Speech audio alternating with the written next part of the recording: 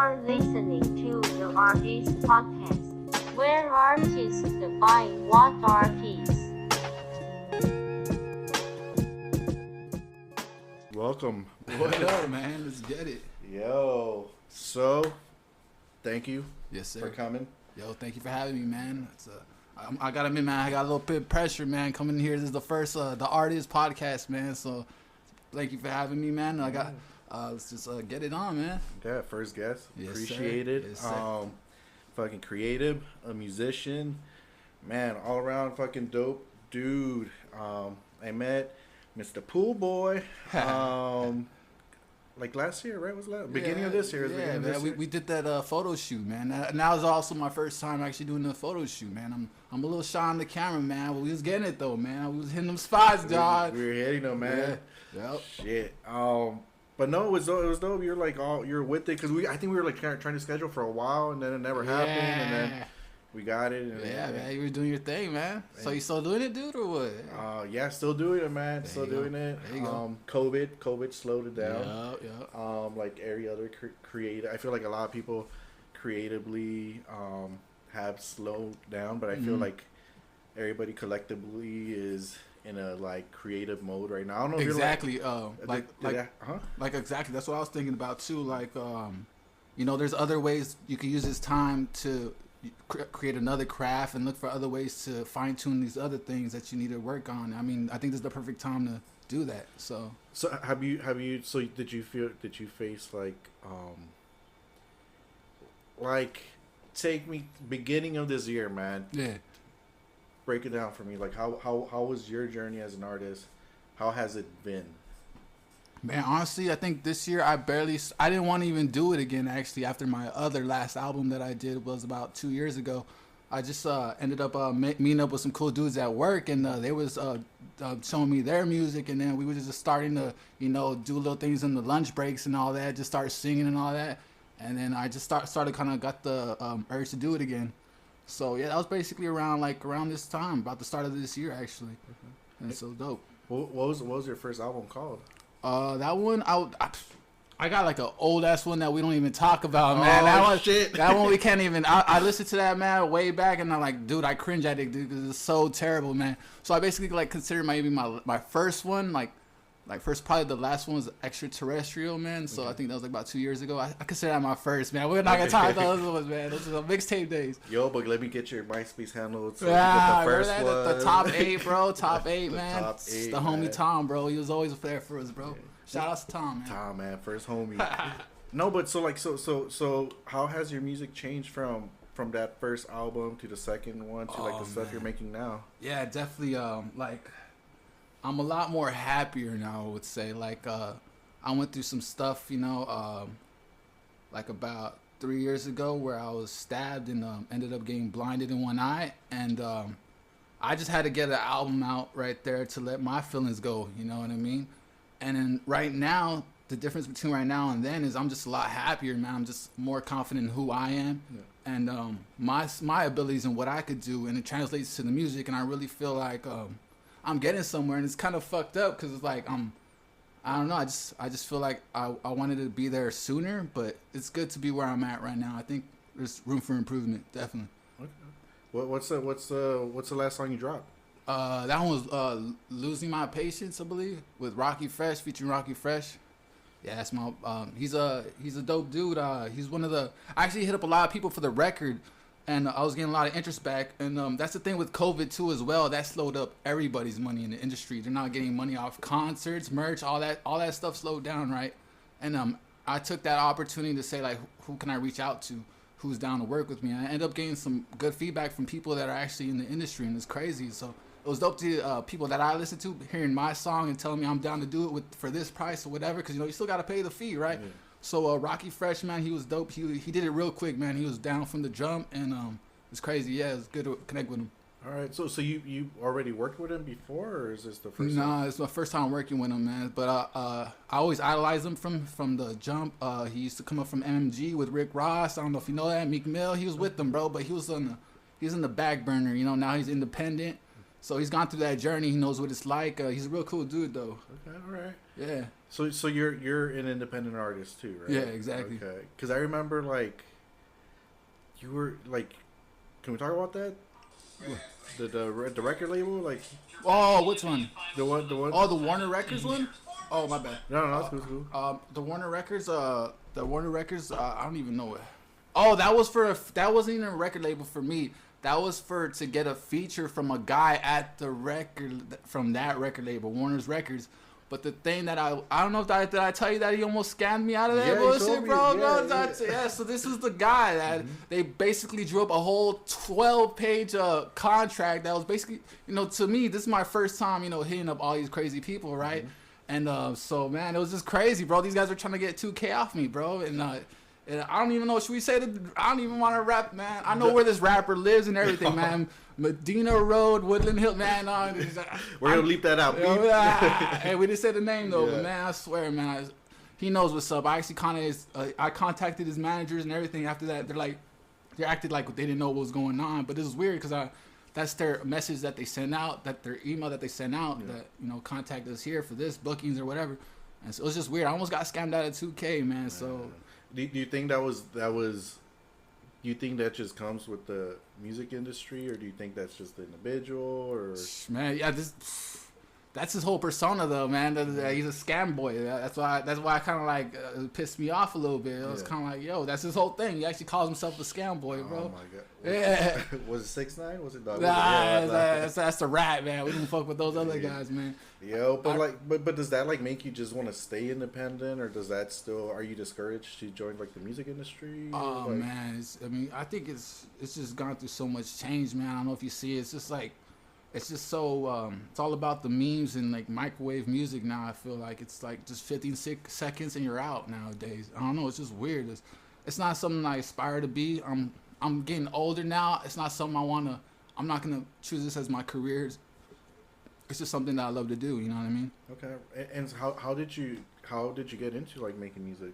Oh man, I think the first time I didn't even like American rap, man. I was used to listen to like alternative stuff. The Blink-182, Sum 41, all that, and then I started listening to German rap actually, and then actually I love German rap, man. Their production, the Europeans go crazy, man. Any artists, any German artists in particular? Hell yeah, man. I could name them off, man. Name them off, man. Bushido, Ralph Kamora, Cito, all of them, man. Flair, all these dudes, man. It was just crazy. Like no one understood. Like even I used to get ridiculed. I used to get laughed at for that. Like, yo, man, these guys are hot though, man. They spitting though, man. They was spitting in German, though.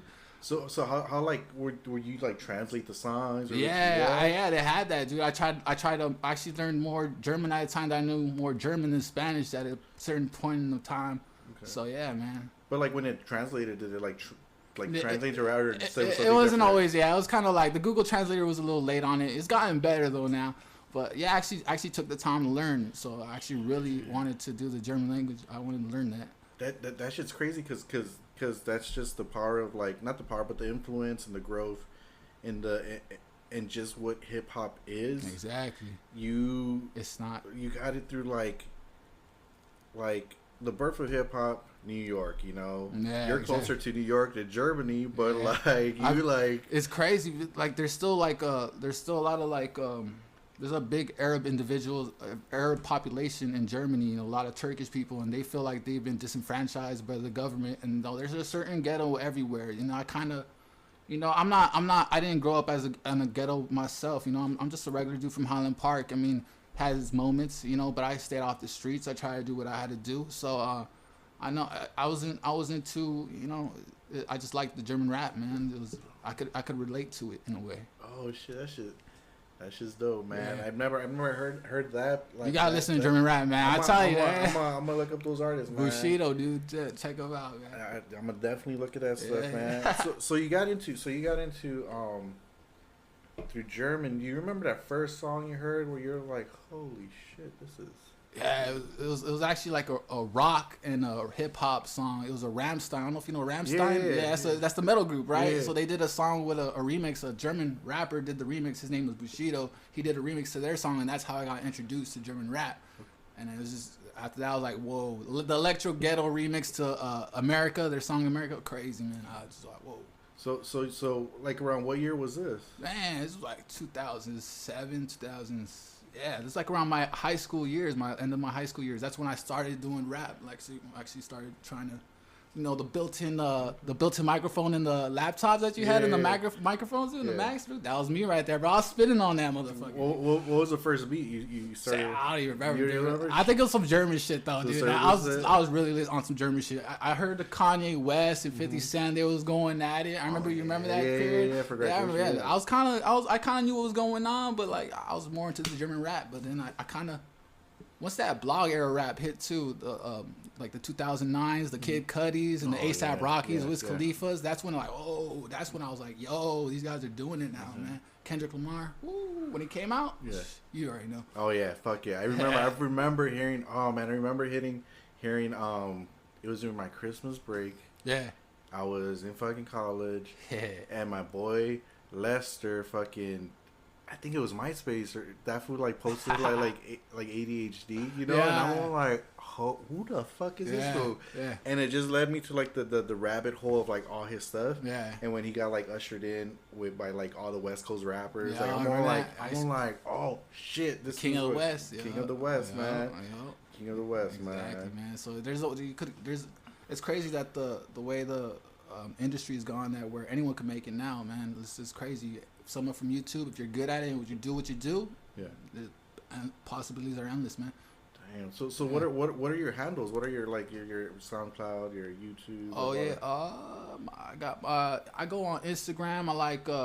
I go Pool Boy Pedro. Okay. Yeah, that. I love Twitter, man. I love all that debauchery and raunchy shit on there, man. That's some crazy shit. I love that shit. I love Twitter. That's when Romero_Uno. So find me, holla at me. Yeah, you know what to do. All right, cool. So what's okay? So you got into German music, like German rap. Mm-hmm. You started listening to more hip hop. Yeah. What made you write your first song? Man, probably a girl, dude. Probably over some girl. It's always over some chick, man, that you want to be like, oh, I hope she hears the song. Put it out there, you know. Hopefully she hears it. But I don't know, man. Honestly, I can't even remember my first song, but I'm pretty sure it was terrible though. We don't talk about those days. Those days, okay, all right. We'll fast forward. Yeah, we'll fast forward, man. Your second album, man. Yeah, the Extraterrestrial, maybe that one after I got stabbed. I think that was just a journey, man. That was just me and some dude from Europe. Actually, we were corresponding through email, and he really liked my music from before, and he wanted to make a whole album with me, and we ended up just doing it. And by the time it came out, man, I was just so like, I listened to the song, you know, revisions, mix this, mix that. I was just so tired of it by the time it came out. I think that's what I'm pretty sure a lot of artists are like that. Like they hear it and hear it and hear it and hear it, and then boom, it's out. It's a relief. It's out. I was finally able to say what I say and what I went through, you know. So it was a good relief. It was good stress. Had to get that out, and now I'm better. Now I feel like I'm a different man, different artist. Okay. Yeah. And do you only creatively, do you only make music, or do you do other things? Do you like paint? I tried doing painting, man. It was terrible. Man. I don't think we're gonna work with that, man. Yeah. I made a shirt, dude. That shit did not sell at all. Like it's all love though, man. Shout out to the 3 people that got it, man. That's much love. That was my shirt. That's on them. I appreciate it. I hope to get into that some more again. Okay. Create some more shirts. Maybe doing a little photography. That's what I was inspired by you, bro. You know what I mean? So I had to see what's up, man. Okay, right on. So are you gonna? So because I remember you're talking about like wanting to shoot a music video. So when's that like? Oh, I know, bro. I wanted you on that, man. I know. We ain't got that. I know. But yeah, man. I know. I also just writing the whole script too about it is its own little thing too, right? The little nuances of what you gotta do. It's a certain schedule. I mean.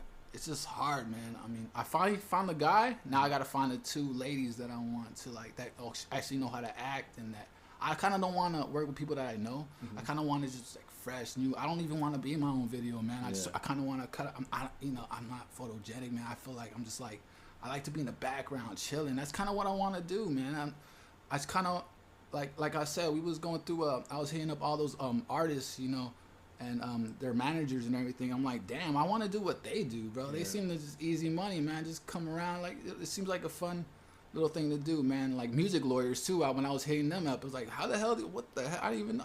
It's just crazy, man. Yeah. So before you even like reached out like this, like when you were gonna work with this artist, Yeah. did you realize that how fucking layered the music industry is? That you understand how it was, or once you were going through it, you're like, holy shit, this is something completely that I couldn't even grasp before. Did you have an idea that it was gonna be? Yeah, I kind of like learned a little bit about like how the process has changed. How like the Spotify playlist now is a big thing. Like just how the industry has changed so much, and how people used to like go on LimeWire and download whole albums now, and now that they made this whole Spotify thing, and people are paying for that, and that's how they're getting the first week sales and all that. It's just the game has changed. It's a lot different now.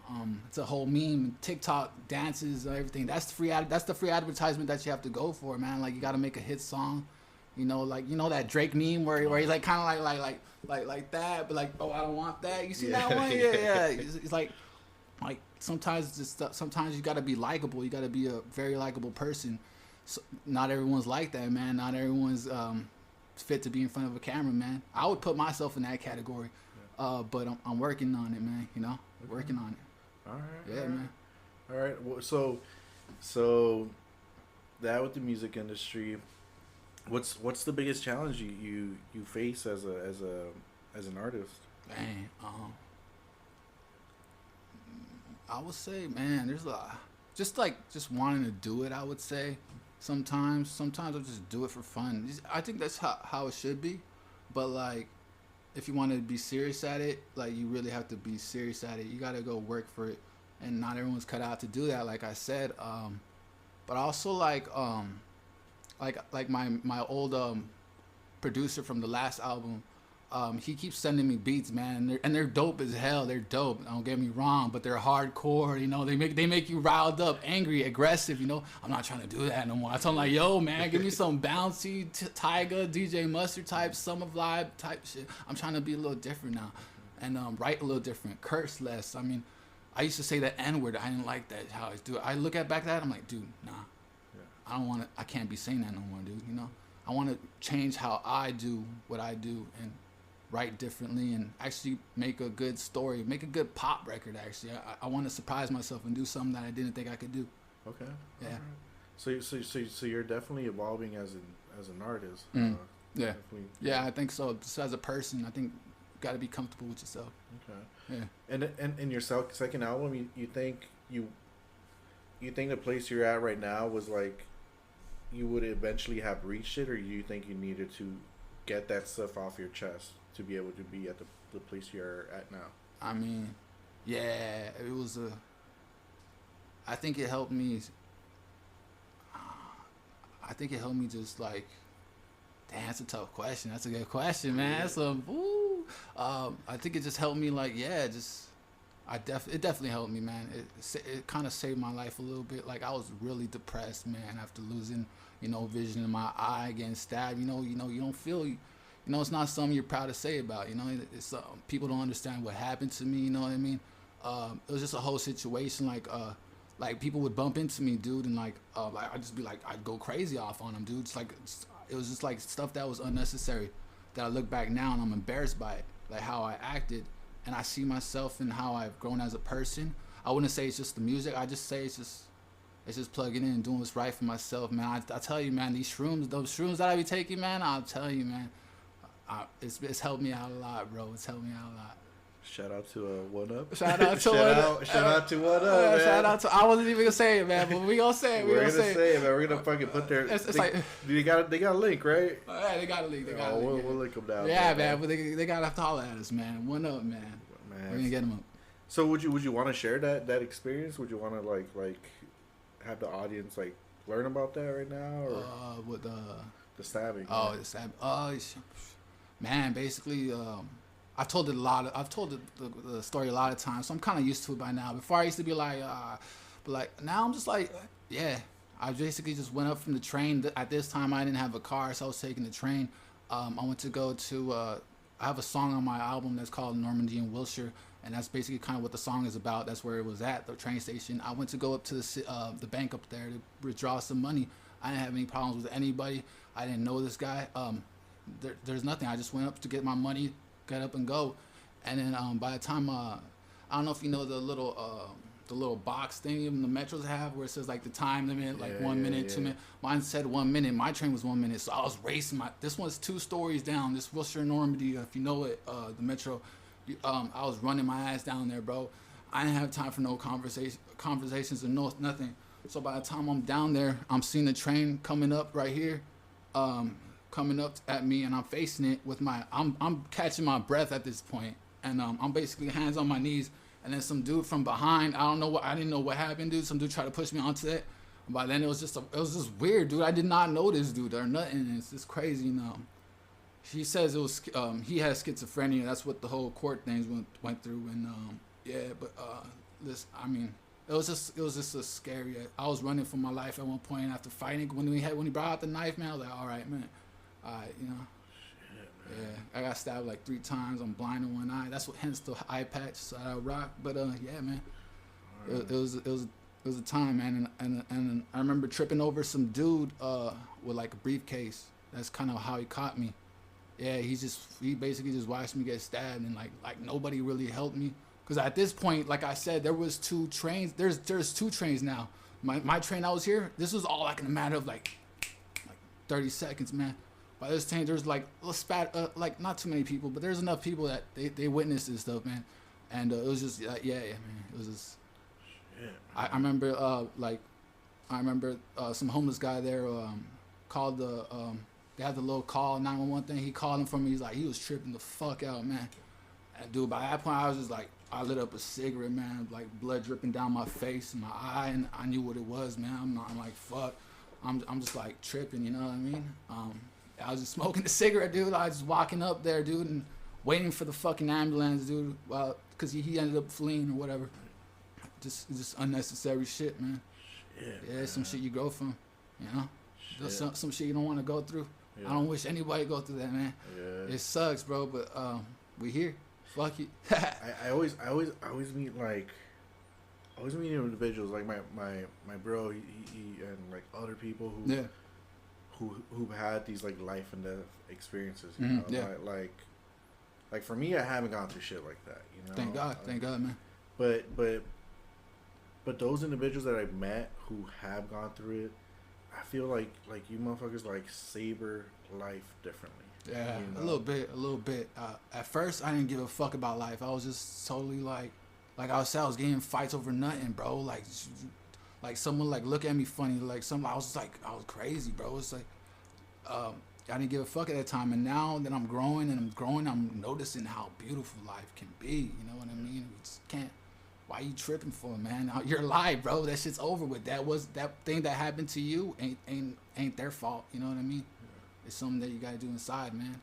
Shout out to One Up. Shout out to One Up. Shout outs to One Up, man. That honestly, shrooms have helped me out a lot, but also my parents too, my family. Yeah, this is the people that stuck by my side, man. A lot of the new people that I met that have accepted me for who I am. Shout outs to you guys, man. On some real, man. I wouldn't be who I am. I want to have the confidence who I am and who I am today, you know? Yeah. Shout out to you too, man. Yay, that's yay. What up, dude? To toast to that, brother. Yes, sir. The artist, man. The artist tough, man. But we love it, bro. We love it, man. Nothing you can do. Yeah, man. Mm-hmm. So, what influences you? Man. What inspires you too, man? Yeah. But before, man, it was like, damn, I want to get rich. You know, you want to be like everybody. Everybody, like in the blog era, everybody was getting. It seemed like everybody was starting to come up. You know what I mean? Now it's just like just a nice little something fun to do, man. I like the way I sound, bro. Like when I put myself and I hear myself down Sunset Boulevard, listen to my own shit, man. I'm bumping it, bro, and I just love it, man. I like that feeling, and I hope other people like it too. That's all I could really say about that, man. Yeah. How would you? Because it's being that this podcast is called The Art Is, like yeah. Through your whole journey, like what do you define art to be, or your art to be? My art to be, dang. I think I hope it's just like perseverance of like, you know, I mean, I'm nobody right now. I mean, but just to be here and just to have that confidence. And also there's a difference between confidence and ego. You know, I'm trying to check that ego, but just to be yourself, man. The art is you create the art, right? And you got to be true to yourself, and there's no one else that could do that but you. And you just got to plug in, man. Whatever makes you happy, if that makes you happy, if it makes you money, it ain't the same thing, but just do what makes you happy, dude. You know, there's a difference between making money and being happy sometimes. I think the art is beautiful, man, whatever you choose to do. Hell yeah. That's what's up, man. You know what? I think we could end it right here, man. Thank you, man. We did it, man. We did it. It was the first one. Yeah, it's the first one. Man, you have to have a closeout, this little thing, like a little. You know. Have you ever seen Nardwar? Oh yeah. Yeah, man. We'll get it though, man. We'll get it. Yeah. Cheers, brother. Cheers, brother.